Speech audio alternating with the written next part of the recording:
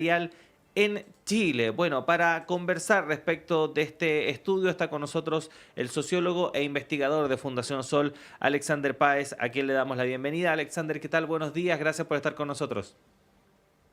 Hola, muy buenos días, Claudio. Un gusto estar acá. Sí, Alexander, preguntarte en primer lugar respecto de el objetivo de este estudio. ¿Qué es lo que ustedes trataron de descubrir o analizar a partir de esta investigación que realizaron y que por cierto ya está publicada? Sí, claro. Lo primero que hay que decir es que en Fundación Sol llevamos varios años sacando estudios de este tipo, ¿ya? Los estudios que intentamos realizar son estudios que buscan comprender cuál es la realidad salarial del mundo del trabajo en Chile, cuál es la distribución del ingreso y cuáles son los factores y causas que están detrás, ¿cierto?, de los distintos resultados que hemos observado a partir de ese análisis de la distribución del ingreso.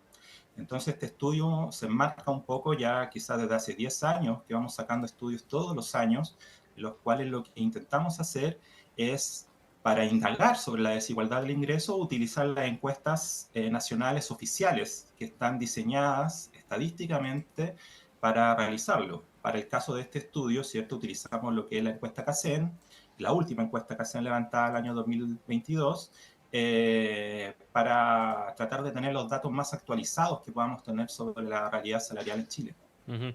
Y bajo este criterio, Alexander, ¿qué fue lo que ustedes pudieron descubrir respecto de cómo se está manifestando esta realidad en nuestro país?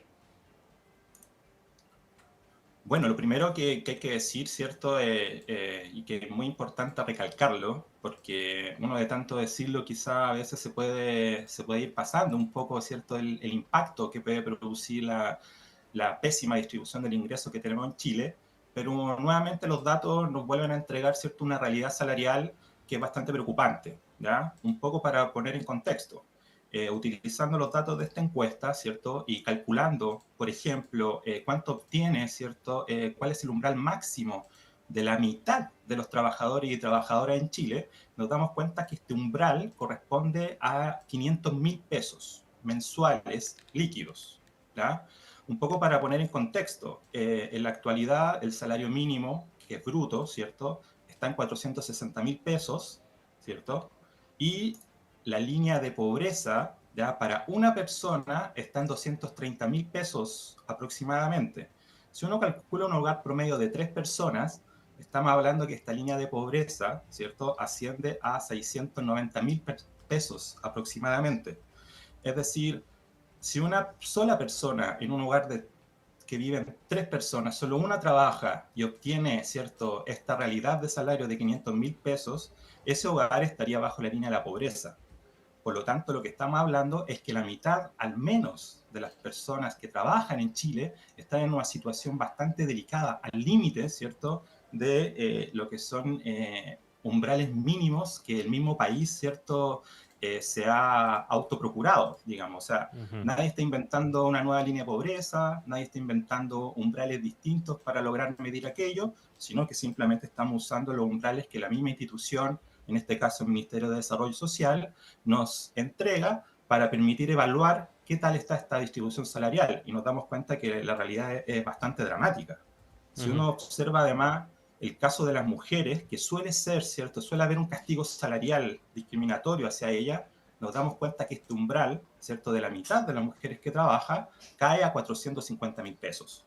¿Ya? Por lo tanto, estamos hablando de una realidad, de un atraso salarial que es bastante importante y que nos debería llamar un poco la atención, ¿cierto?, en tanto políticas públicas y sobre todo este año, que hay una discusión que atañe directamente al tema salarial, cuál es la negociación colectiva ramal.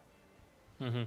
Ahora, Alexander, mencionabas que este es un estudio que ustedes vienen realizando hace ya un buen tiempo. ¿Cuál ha sido la evolución, ¿no?, precisamente de los salarios que ustedes han podido detectar y qué refleja también esa curva? Bueno, va a depender mucho del periodo de tiempo que vamos tomando, pero evidentemente que al menos en los últimos 10 años, ¿cierto?, se ha ido produciendo un estancamiento salarial en relación a indicadores como de productividad del trabajo, a indicadores como de crecimiento del PIB. ¿cierto? Sobre todo si uno observa la misma mediana de ingresos. Estamos hablando que la mediana de ingresos en Chile converge mucho con lo que es el salario mínimo, ¿ya? Y hemos visto, dado lo que cuesta una canasta básica de alimentos para superar la línea de la pobreza en un hogar, ¿cierto? Estamos viendo que hay una desalineación entre el salario mínimo, que al parecer es muy importante, lo que hemos llamado, lo que se denomina el efecto faro en la economía, es decir, que cuando no hay otras instituciones, no hay otros mecanismos para aumentar salarios, el salario mínimo, la forma en la cual se aumenta el salario mínimo pasa a ser una suerte de iluminador general del aumento de salarios o de la contención de los salarios en general. Lo mismo ocurre, ¿cierto?, con el tema de la negociación colectiva. Al no tener una negociación colectiva ramal, descentralizada, centralizada, perdón, que permita aumentar el poder de negociación de los mismos trabajadores, el salario mínimo como que aumenta su poder para definir salarios. Y en ese sentido lo que estamos viendo es que la mitad de los trabajadores es muy dependiente de ese reajuste de salario mínimo, lo cual es muy preocupante, dada la desalineación que se ha ido produciendo en el tiempo entre un umbral mínimo de satisfacción de necesidades y el reajuste que se ha ido produciendo con el salario mínimo. Esto se observa técnicamente en el desajuste entre el valor de la canasta básica de alimentos y el valor del salario mínimo, como ha ido aumentando en el tiempo. Ujú. Ahora, Alexander, efectivamente en esta administración se habló en algún momento, de hecho hasta se pusieron plazos respecto de avanzar en materias como por ejemplo una negociación ramal. Se hablaba incluso de el año pasado presentar algún tipo de iniciativa. Finalmente eso se ha ido postergando y todo parece indicar que el foco o la atención del Ministerio del Trabajo va a estar puesta en la reforma previsional y no en este otro tema. ¿Qué proyección se puede hacer respecto de, el tema de los salarios, tomando en cuenta que soluciones que apuntan precisamente a atacar los problemas de fondo se van postergando y finalmente este tema se sigue pateando hacia adelante? Bueno, en este sentido es muy importante, sobre todo si hay una ventana durante este año de discusión, ¿cierto? Y de debate en serio de lo que es la negociación colectiva ramal, la acción autónoma que pueda provenir de las mismas organizaciones de trabajadores y trabajadoras. En ese sentido, hace un par de días, ¿cierto? La Confederación Bancaria, junto a Fundación Sol, donde hubieron autoridades presentes también, lanzó su propia propuesta, ¿cierto?, de negociación colectiva ramal, ¿ya? Que es muy valiosa para dar insumos serios, profundos, con evidencia científica a nivel global, no solamente con prejuicios ideológicos o políticos de lo que uno cree que es una buena política pública, sino que también como fácticamente alrededor del mundo se ha tomado decisiones respecto a una cuestión tan delicada como es el equilibrio salarial. Y lo que observamos, ¿cierto?, es que el desequilibrio de poder, ¿cierto?, que es lo que está detrás de cualquier indicador de desigualdad, ¿cierto?, no se puede corregir si es que no hay una acción autónoma decidida de a quienes más les afecta, ¿cierto?, este tipo de decisiones. En ese sentido, es muy importante las indicaciones que provengan desde el mundo, desde el mismo mundo del trabajo acerca de estas propuestas, porque son quienes más conocen su realidad, son quienes más la han vivido. No necesariamente pueden tener el conocimiento técnico preciso, pero con alianzas, con organizaciones que puedan tener ese tipo de conocimiento, una propuesta que venga de ahí es absolutamente válida y por sobre todo tiene connotaciones bastante democráticas, dado que son las mayorías de los que viven del trabajo quienes están sufriendo esto día a día. Por lo tanto, es muy importante, ¿cierto?, tomar en consideración las propuestas que provengan del mundo del trabajo para hacer frente a un debate, esperemos que sea lo más abierto, democrático y con rigurosidad científica detrás, que es lo que más hace falta un poco. Ahora, y siguiendo un poco esa línea, porque efectivamente lo que más hemos visto durante el último tiempo a la hora de discutir en materias laborales es precisamente lo contrario, que los representantes de los trabajadores generalmente son marginados respecto de este tipo de debates que finalmente se terminan concentrando o bien desde el mundo político, en el Parlamento, etcétera, etcétera, los mismos partidos, el Ejecutivo y el sector empresarial, reproduciendo un poco la asimetría, ¿no?, que se ve diariamente en el mercado laboral, pero también a la hora de elaborar las políticas públicas. ¿Qué pasa en ese sentido?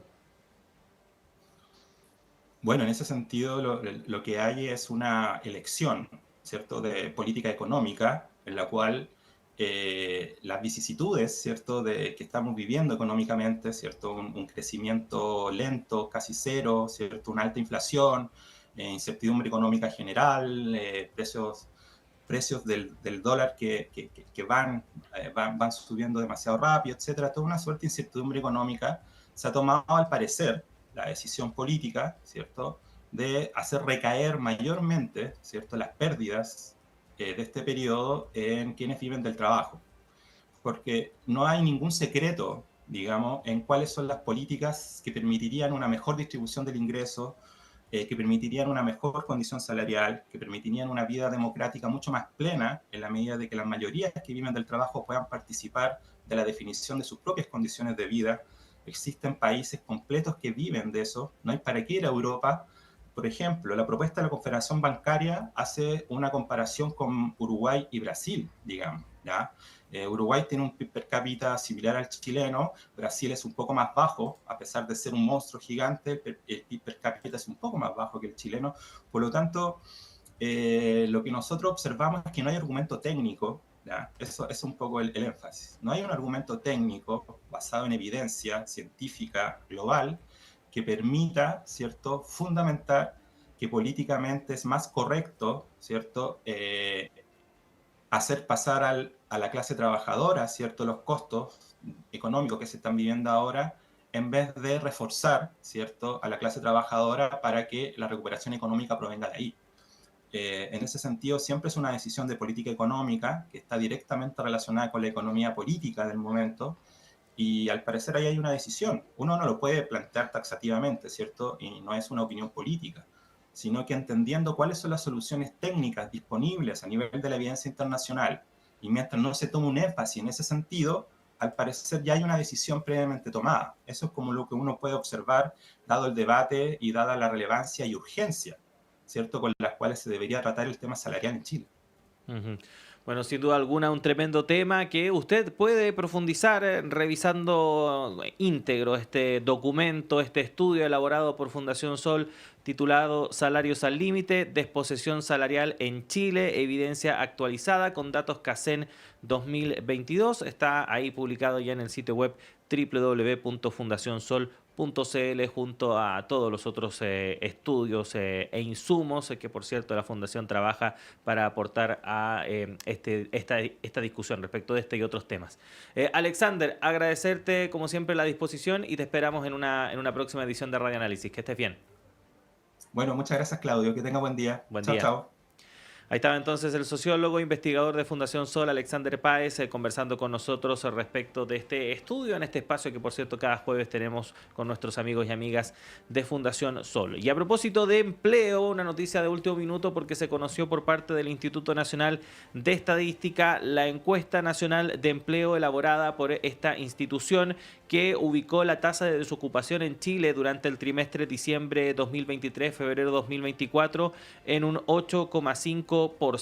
Esta cifra significó un incremento de 0,1 puntos porcentuales en 12 meses, un alza marginal, debido a que el aumento de la fuerza de trabajo creció un 3,2% y fue mayor a la presentada por las personas ocupadas de un 3,1%. Por su parte, las personas desocupadas aumentaron un 4,9%, incididas por quienes se encontraban cesantes y quienes buscan trabajo por primera vez.